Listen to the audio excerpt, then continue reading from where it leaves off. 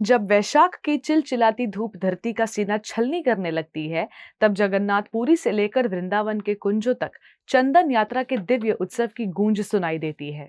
ये केवल भगवान के विग्रहों पर लेप लगाने की रस्म नहीं, बल्कि भक्त के प्रेम की वो पराकाष्ठा है जो अपने आराध्य को शीतलता देने के लिए तड़प उठती है।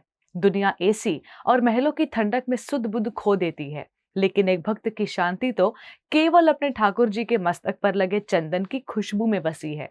सोचिए उस ऐतिहासिक प्रसंग को, जब स्वयं गोपाल ने मां देवेंद्रपुरी के स्वप्न में आकर कहा था, मेरा शरीर जल रहा है, मुझे मलय चंदन लगाकर शीतल करो। 700 साल पहले की वो तड़प आज भी हर मंदिर के गर्भगृह में जीवित हो उठती है।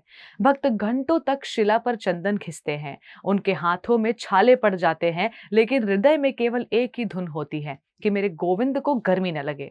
ये प्रेम का वो विज्ञान है जिसे दुनिया की कोई लैबोरेटरी नहीं समझ सकती।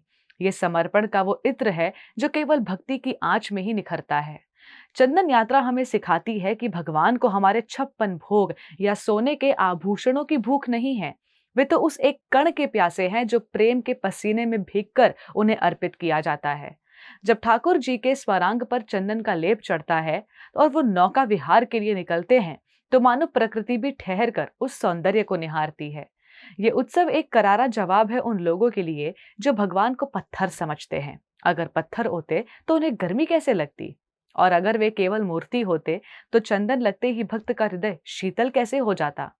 आज इस चंदन यात्रा के शुभारंभ पर हमें केवल दर्शक बनकर नहीं खड़े होना है। हमें अपने क्रोध, अपने अहंकार, अपनी ईर्ष्या के ताप को भक्ति के चंदन से शांत करना है। जब तक हमारा मन शीतल नहीं होगा, हम उस भगवान को विराजमान नहीं कर पाएंगे।